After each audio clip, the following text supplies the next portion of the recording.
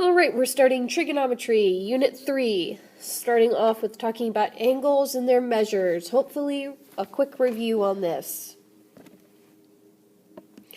All right, so we need to talk about what a radian is. We're going to be talking in radian measures a lot. A radian is the measure of an angle that intercepts an arc that has the length of the radius of a circle. So I have a little animation playing down here. If you notice that red stripe, or not stripe, but that red section of the circumference came from the exact length of one radius.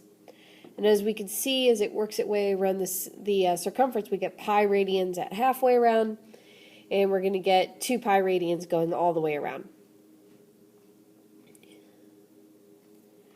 So one more time from the beginning here.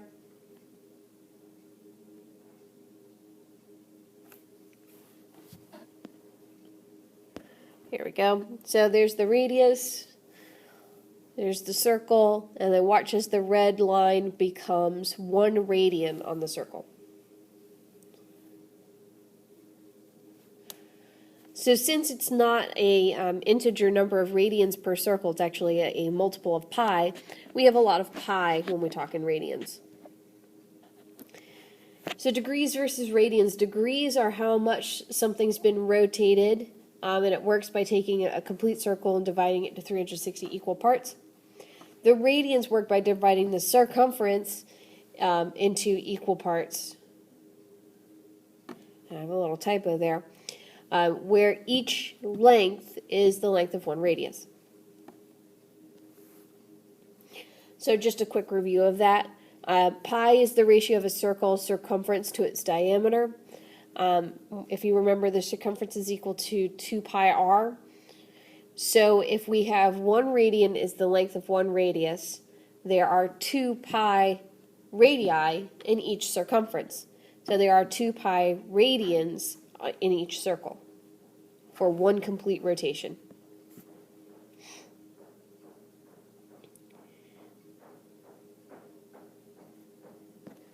So I have a couple little animations. If you watch this one at the bottom, we'll see that it halfway around the circle, kind of the same as the first one. It takes 2 pi radians to get all the way around a circle. The distance between each one of those blue lines is 1 radian.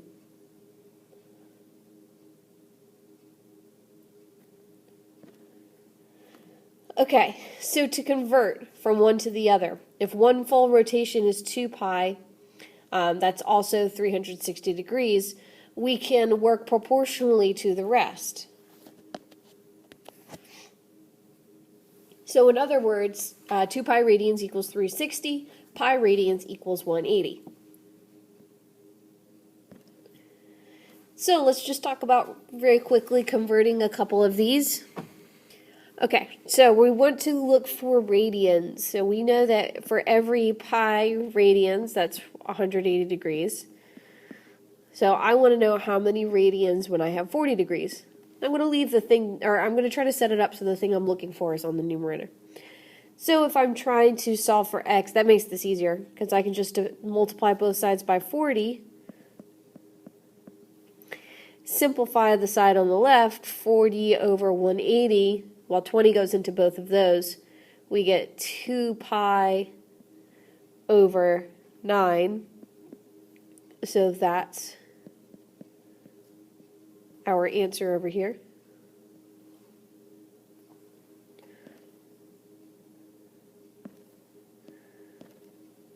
All right, how about the next example? Negative 120 degrees in radians. Well, we have pi over 180 again is equal to some number over negative 120. So again, I can clear the fraction by multiplying by 120 on both sides. 120 over 180 is the same thing as 12 over 18, which is the same thing as 2 over 3 with the pi there. And I divided by, or I multiplied by a negative number. So I just need to make sure that that's negative as well. Try the last one on your own.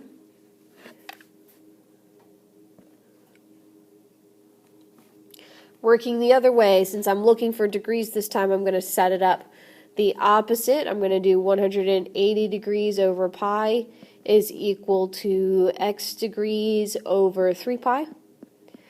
Well, that's an easy one. I'm really just increased by a factor of 3 here, but let's go ahead. We're going to clear the fraction, and I have 3 pi over pi times 180. So our pi's are going to cancel.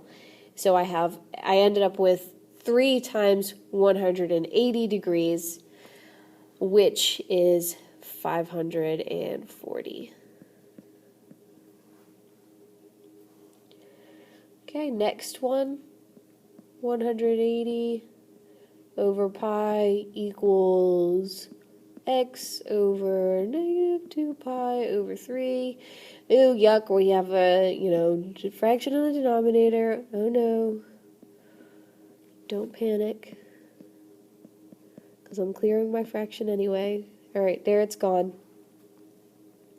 So I end up, my pi's are going to cancel. I'm going to multiply straight across here, so negative 2 times 180 is negative 360.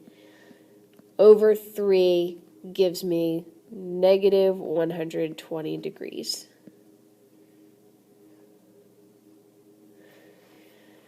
All right, you try the last one on your own.